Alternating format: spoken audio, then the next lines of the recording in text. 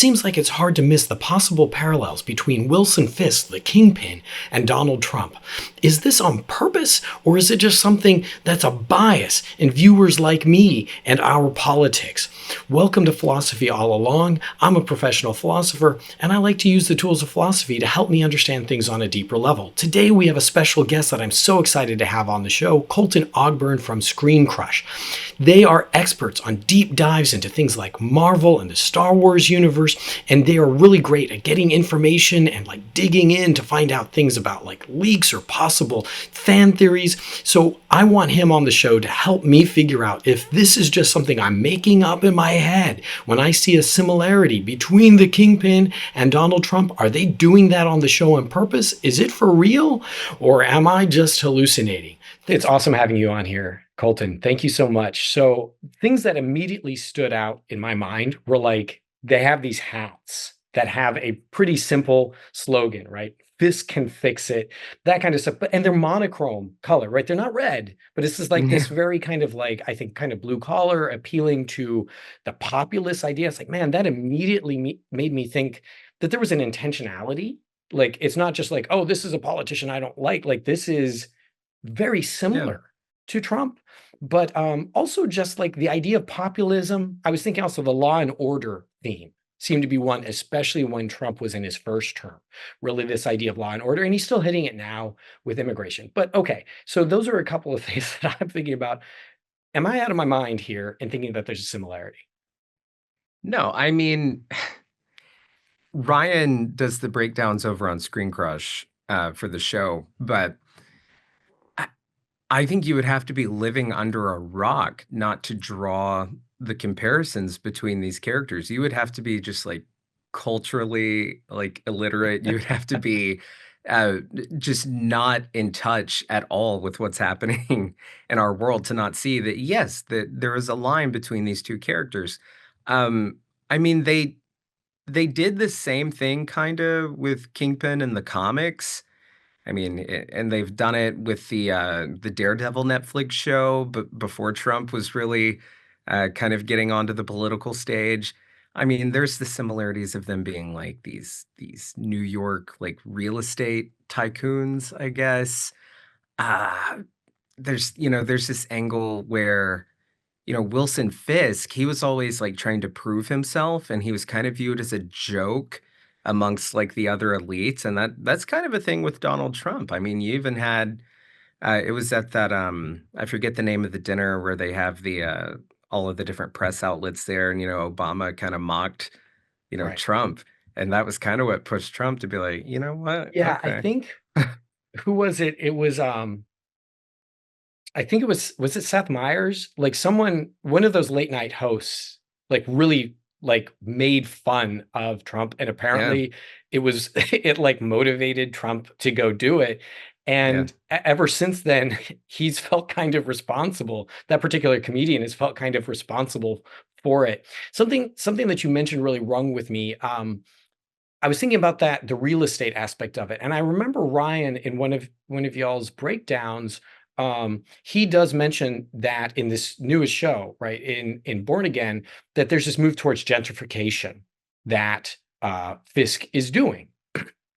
And I think we see that pushed also a little bit with Matt, with Daredevil himself, right? He's become a bit gentrified. He's in a really nice place. He's not Yep. really kind of down there in the muck and the mire of Hell's Kitchen. And in fact, Hell's Kitchen has been improved. And that reminded me, I was thinking there's also, I think, a parallel there, both in terms of them kind of engaging in real estate dealings just in general, but also I think that Trump has a strong strand of hostility towards poverty. When you're a man who owns a gold toilet, you have this idea of things should be kind of gilded, and he'll talk about it. Well, let's just call a spade a spade. When he was talking about going to Gaza and turning it into the French Riviera of the Middle East.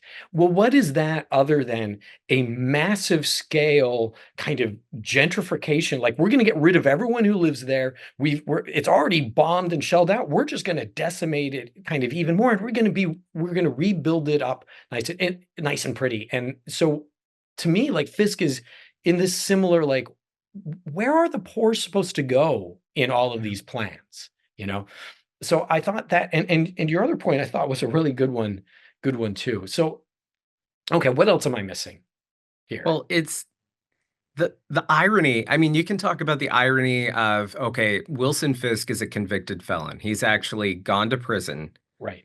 And, you talk about how Matt is kind of in this privileged position now.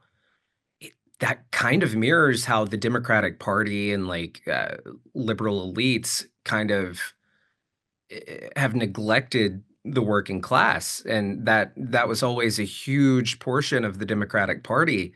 And the Republican Party never really paid any attention to the working class. It was the Democrats who represented the working class. But then I'd say after, maybe a little bit after Clinton came in, we kind of saw the party shift and kind of go into more of that like Silicon Valley elite status, kind of abandoning the working class. And Trump ironically swoops in as this billionaire spoon-fed, like silver golden spoon-fed guy. And he has tricked all these people into thinking that is representative of the working class. And you make a great point where perhaps we view ourselves as kind of the daredevil, the hero of the character, but perhaps like Matt, we ourselves kind of lost sight of what was going on. We weren't feeling people's pain because to a certain, yes, like you and I were talking a little bit before we started recording. Yes, there is a percentage of Trump supporters who it is just they're contrarian. They like the malice of Trump, but some of them are just genuinely desperate people. They don't have time to do the proper research and types of things that you would need to see what Trump is really doing, because they're working three jobs just trying to get by, and they hear Trump like sticking it to the man, and that's what makes them want to follow him.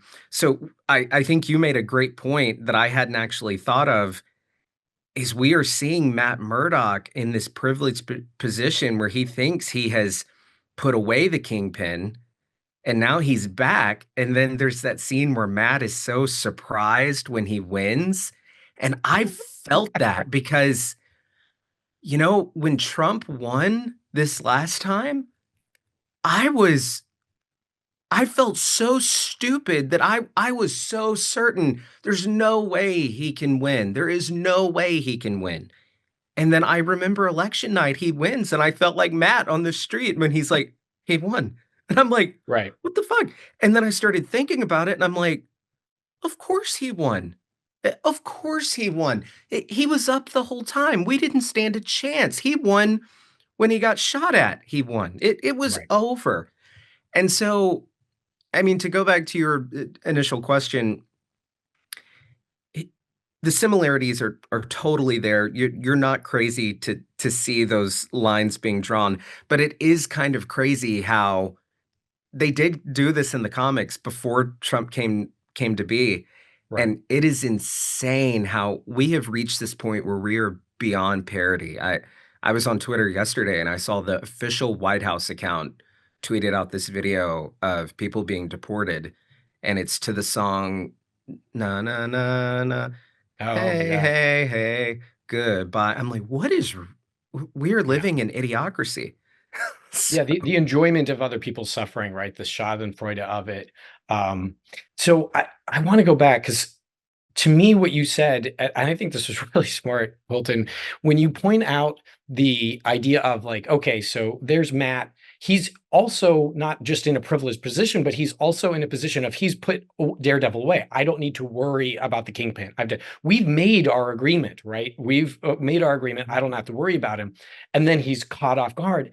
And man, that really resonates with me in terms of like kind of the Biden administration, right?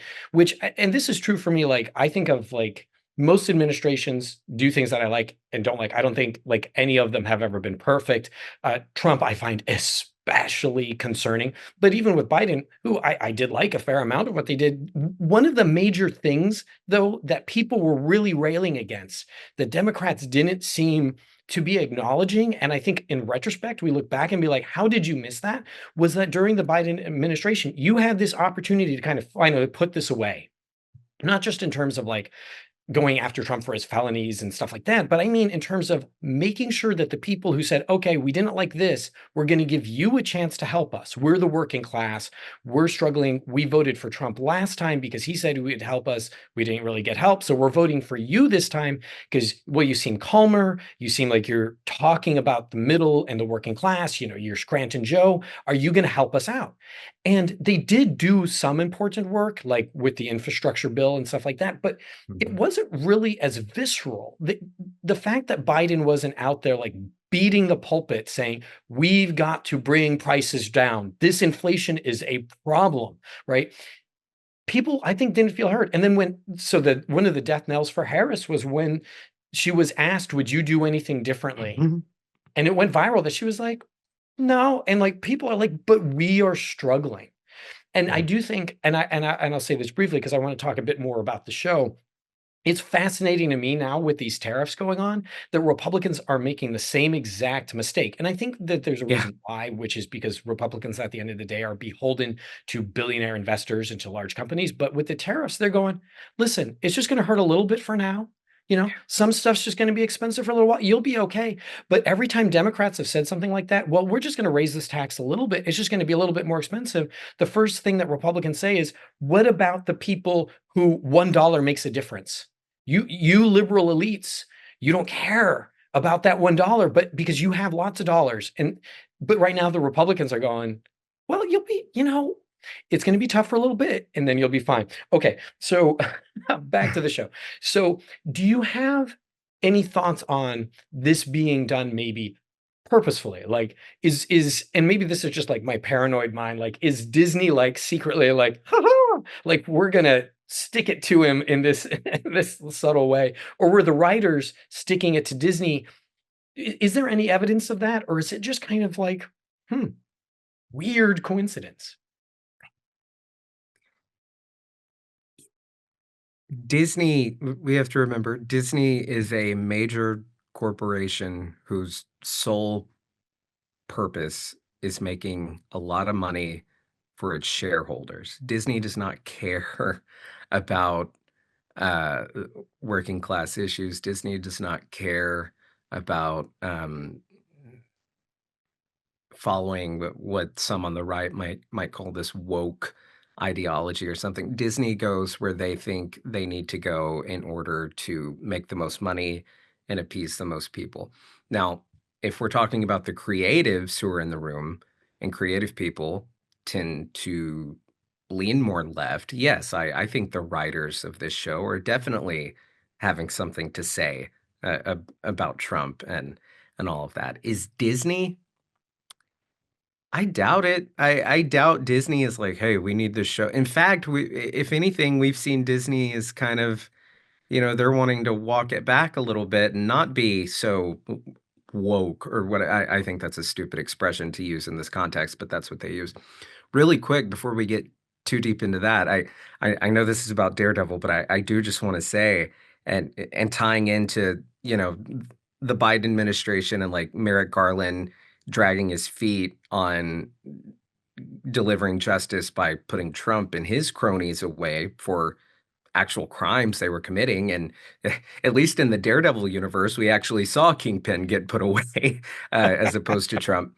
I tell you what, and this does tie back into the show, the main way you prevent Trump from getting back into office, and this does tie into Daredevil as well, the main way you prevent Kingpin from becoming mayor of New York is you actually deliver. Right. You pass Build Back Better. You tell Joe Manchin and Kirsten Sinema, here's what's going to happen. You're going to vote on this reconciliation bill to pass Build Back Better that's going to help working class people and be the biggest thing since the New Deal, or I'm going to end your political career. That's Right. what Joe Biden should have done. You pass a $15 minimum wage. You actually do these things that show, oh, they're helping us. I'm going to vote Democrat in the next election because look how great things were. And I tie that back into Daredevil by we have this universe of heroes. There's a hero on every corner, yet people are still struggling. People are still struggling to make ends meet in the MCU. People are still getting, there's rampant crime. You were seeing aliens invading from the skies and blowing up buildings. So, I mean, they're not delivering. And like you said, Matt, he hung up the Daredevil cowl. He thought, oh, everything's fine now. He neglected the fact that everything was not fine. He thought, oh, we put Kingpin away, everything's fine now. I think that we, and I say we is like, I guess the center to far left, this end of the spectrum. I think that we thought, oh, we beat Trump. There's no way he'll ever come back. Right. Yeah, he's back. So Yeah. You know what's interesting, what you're mentioning, just kind of about like the history of the politics of it, is back when this was like decades ago, after they were like dealing with Nixon and Republicans were getting like pretty hard hit by a lot of that, there was this realization that it was very clear that they had a massive branding problem. That at the time, Democrats were seen not just as politicians who were working for the working class, but that they were giving something to the working class. Like, okay, we are advocating things for things like unemployment insurance and like food stamps, like we're giving something to you. And the Republicans were seen as kind of trying to take something away. And so that they had to rebrand themselves as giving something. It's like this Santa Claus theory, I think is even what their strategists had called it. Like Republicans were like, well, we have to figure out what we're giving to people. And they decided, well, what we're going to be giving is tax cuts. That's the thing we're giving away. And then they did a really great job of rebranding the Democrats, making the Democrats sound like the people who are trying to take a thing away. We amongst the liberal elite, we're trying to silence you. We're trying to prevent you from being able to say the things that you want to say. We're trying to take away your plastic straws, right? We're trying to take away your ability to go do whatever you want to do. And so the Democrats really are not going to be able to solve this problem until they can figure out what they are actually going to give. The problem of, and I think this is important, and it speaks, I think, to Daredevil and to the issue of Catholicism and the strand of kind of like Christianity throughout the show. But we do have to be, as a society, willing to give stuff up, right? Like we have to be willing to make sacrifices for the betterment of society. And the problem is when you have people like Fisk and people like Trump, you have people who are telling you you don't have to make any sacrifices whatsoever. I'm going to give it to you all right now. You're going to elect me day one, prices are going to go down. And there is, I think, one amusing parallel between the two of them, which is their frustration and their boredom with all of the intricacies and bureaucracies and like the minutiae of having to engage in politics. So we have all of these reports about like how Trump's just like doesn't want to have to hear the reports and doesn't want to have to go do X, Y, or Z. Like he just wants to be able to push a button and make the thing that he wants to have happen. And you see the same thing with Fisk when those children are singing to him. It was one of the best moments, I think, in the show. And then he goes to another meeting where they're singing to the same thing to him in another language. And I thought that was fantastic. To your point about Disney, yes, heard. They definitely seem to be selling people out. I do like to think that because corporations also have people in them, that sometimes they can try to do the right thing, that there can be voices within that corporation that kind of try and direct it. But definitely, especially since they they returned their previous CEO to power, he started, because of the whole Ron DeSantis and Florida thing, he started doing a lot of backtracking. And there's really concerning elements in that, in terms of things like the abandonment of trans people, where they've had shows where they were going to have like a trans kid there, and that was immediately deleted. Like that's never going to see the light of day. But also Pleakley. So they have the whole new Lilo and Stitch film coming out, and people have been pointing out like that he isn't going to be, that he has this whole drag element to him, and that he may not have it for fear that Disney's going to have to deal with some sort of pushback. So I think you're right. Disney has they go wherever the money is, at least as a corporation. Yeah. So I wonder if it's a bit like, like you have people like these late night hosts who are on ABC, which is owned by Disney, and they'll go and like they'll make tremendous fun of Trump, and they'll just, okay, you go ahead. And like, so they've done the same thing with Daredevil Born Again. Like, okay, you go ahead, you make your statement. It's not going to make any difference. As long as it doesn't affect our bottom line, we're fine. Yeah. Okay. Well, and I thought you made a great point about how the Democrats, they like you mentioned food stamps and stuff like that, and how they provide that for people in need. And that is, of course, a very important thing to have.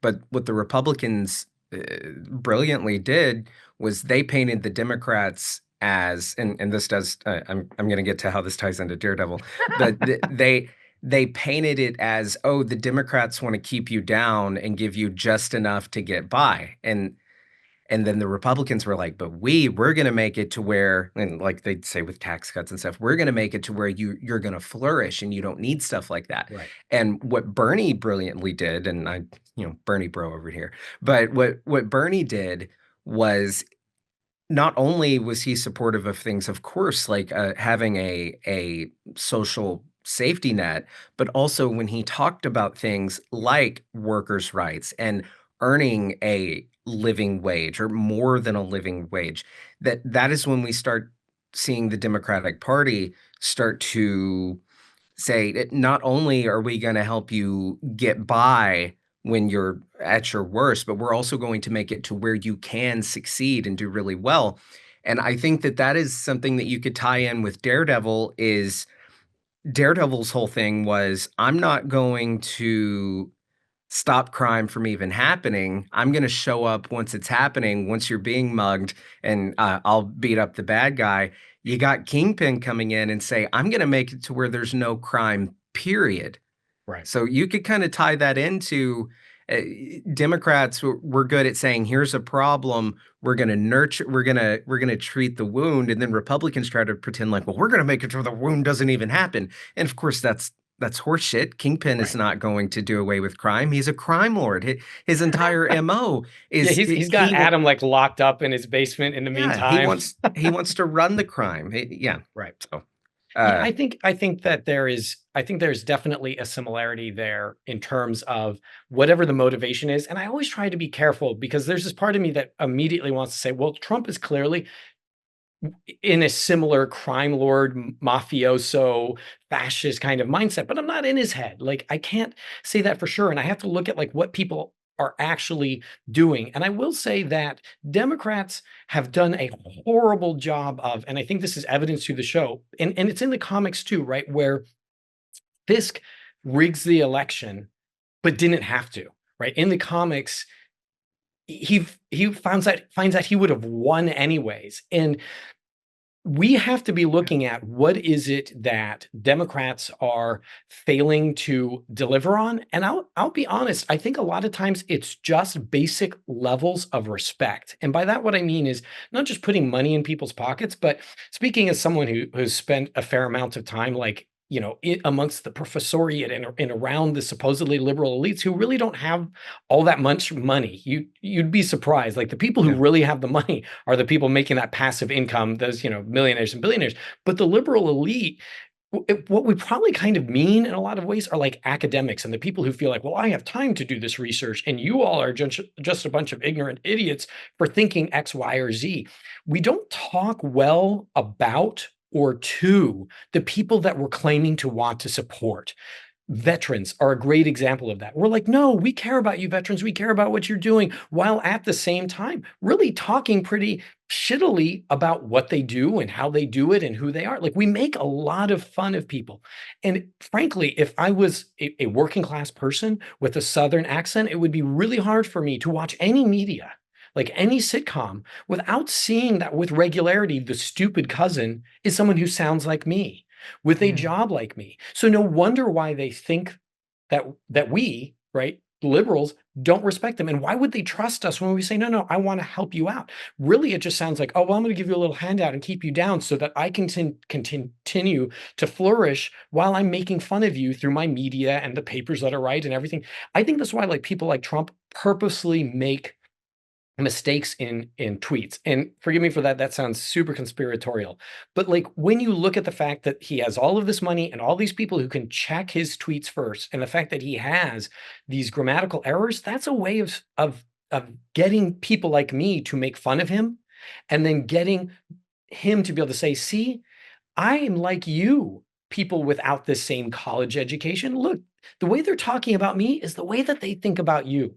I do think that Mhm. that might be, as we're kind of like wrapping this up, might that be a bit of a difference between Fisk and Trump in terms of like, I don't see Fisk doing quite as much of being willing to be a little bit of the fool and therefore baiting, his opponents into making fun of him, and then his people feeling like, oh yeah, this is our guy. Look how they're coming after him. Do you think that there's differences between the two that are important? Well, yeah, I mean, there are major differences between these two. I mean, Wilson Fisk actually comes from a working class background and had a troubled childhood, and he is a self-made billionaire or whatever Kingpin is. I don't know what his monetary status is. More money than we Uh, have. yeah, and you know what? Say what you will about Wilson Fisk. Say what you will about Kingpin. Yeah, horrible guy. He's a murderer. He's a criminal. It's impressive what he's done. He became mayor of New York, and I'll say the same thing for Trump. I despise Donald Trump, but he was made fun of, he was looked down upon, he was joked about his entire career. The liberal elites, the conservative elites, all of the elites despised Donald Trump. They made fun of him. He was the joke. Dude became president of the United States, and that's, quite the feat there. But yes, that there are many differences, I think, between these characters. Wilson Fisk is a murderer, but I guess you could also say Trump is as well in terms of, he has no hesitation on dropping bombs on a building full of women and children on the other side of the world. So they're different, but it it's insane just throughout this conversation. It is insane how, and like I said at the top, we are beyond parody. We are Right. reaching this point where had you asked me, I don't know, when Daredevil season 3 came out, if you pitched Daredevil season 4 to me and say, "Yeah, we're gonna have Kingpin become mayor of New York City," my response would have been, that's a little far-fetched. I mean, Right. he's been to prison. How are you gonna make him be the mayor?" Right. So Yeah. No, that's a good point. I think kind of in concluding it, your point about who's a self-made man, and yeah, Trump does deserve a level of credit. You can't not recognize the fact that the man is impossible to keep down, and that's just a oh, yeah. political and financial fact, right? So, but I do think it's important the difference that you noted where Fisk really does come from this background. To me, weirdly, and I am very not sympathetic to Wilson Fisk, but weirdly, it does make him, I think, a little bit more genuine. And I do think that they tried to do this in the show. I remember, Ryan was talking about like there's a bit more pathos for Fisk through the Daredevil show than you get in the comics, right? He's got a bit more depth that the actor brings, not just gravitas, but a bit more of emotionality where you can kind of feel for him. You can finally feel for this kid who went through Yes. this. And what I mean only is that Trump with regularity gives away the game that he's not actually one of us. Where I guess you're right. Like Fisk, even though he's eating, these really fine foods and in this fine tower and so on and so forth, he really did come from it. But Trump was never there. And it's always funny. I remember when Trump said, well, of course we should have to have voter IDs. I mean, you have to have your ID to buy your groceries. And those of us who purchase our groceries went, do you mean when we're getting liquor? Like, what are you talking about? And you Yeah. realize, well, he and everybody in his social status, they don't go out to buy groceries. I guess they can't, like, boohoo, they're celebrities, so they'll get like, accosted, but also they just pay people to go do it for them. Yeah. And Well, so every and once in a while, he'll give a little something away where you're like, oh no, you're not one of us, right? And so I think that that's interesting. To me, I do think that this whole thing is a worry. Like when you said it's Mhm. gone beyond parody, that really rings with me, Colton, because of the fact that I'm worried that Trump, and we mentioned this, we spoke about this briefly. Like, I'm worried that he is not the problem so much as he is a symptom, and that he does help create a feedback loop, and it's a feedback loop of anger and a feedback loop of like you're talking about, like laughing at other people's pains. And it's important to see it's this to point out that we see this amongst liberals too. Like one of my main worries is that we're getting sucked into pointing at, you go on Twitter and you see like all of these MAGA people enjoying the suffering of like immigrants and so on and so forth. But you see liberals like laughing at like, oh, well, now that you've lost your job because of Trump, and you voted for him, like we're enjoying that. But the fact is all of that always feeds not just Donald Trump as an individual, but people like him who at the end of the day benefit from us being at each other's throats. And I think that that is a very Fisk thing to do.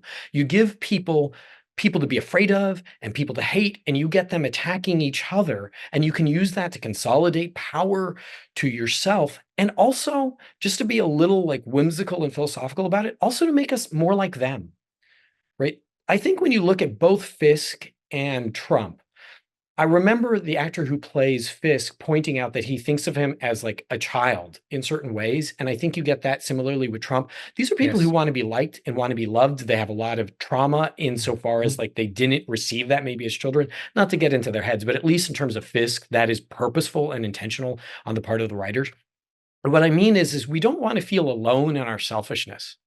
We don't want to feel alone in being the kinds of people that have the problems that we have. And we want to say to people, you're like me. And Yeah. don't we see Fisk do that with Matt? They're there, Yeah. they're having their coffee or whatnot in episode 1 of Born Again. And Fisk calls him out. You liked being there on that rooftop. Mhm. I think that's, for me as a philosopher, kind of the main goal. Like these people all know that they can't take it with them, but I think that they get a kind of perverse pleasure of showing that we really are like them, that we're just like that one little click One bad day away away. from Yeah. being willing to engage in the same behavior. Thank you so much for being here, Colton. I really appreciate it. Do you have any final thoughts you want to share with us? Please. Oh, and please also share, where we can follow you as well. Trump is a symptom of our own failures. Not to uh, give President Obama a hard time, but he said that, we were going to have hope and change, and that he was going to, pretty much save us and usher us into this new progressive era. And I'm sorry, he didn't. I know that the Republicans, threw a roadblock at every turn he tried to do, but it's our own fault, and we did the same thing with Biden. We had an opportunity to actually deliver some real change, and I like President Biden. I think he did a lot of great stuff. I think he's the best president of my lifetime.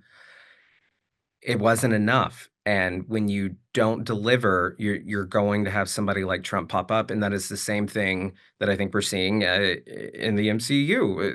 The Avengers failed, the heroes failed, Right. they are failing, uh, the people who live in that universe. And I know it sounds kind of funny to compare it to that, but I think the MCU actually has done a great job at mirroring what we're seeing happen in our real world. Ryan has a great comparison of how the entire first phase of the MCU is our response to our country's response to what happened with 9/11. And I think we're seeing the same thing happen here. Kingpin rising to power. It's I think if you look at it, it's really based on Matt's own failures as Daredevil. Um, Thank you for having me. I enjoyed it. My two loves are talking about Marvel and talking politics. So you have brought that into one place here. So it's very fun to talk to you about this and actually combine the two worlds. You can find me on Screen Crush. You can find me. I'm on Twitter and Blue Sky at Colton Ogburn. You can find me on my personal channel at Colton Ogburn. Pretty much everywhere, Colton Ogburn. Yeah. So thank you so much for having me. It was an absolute pleasure. I can't wait to do this again. We're gonna have to do some Star Wars and get some politics in that too. Politics and Star Wars? What? It was great having you on the show, Colton. Please do watch him on Screen Crush. They do amazing work. They do great deep dives. Check him out also on Twitter. You can find him at Colton Ogburn. Please do like and subscribe here. If we miss something or you have something to add, please pop it in the comments. I'd love to talk with you all too. And with that, I hope you have a great day.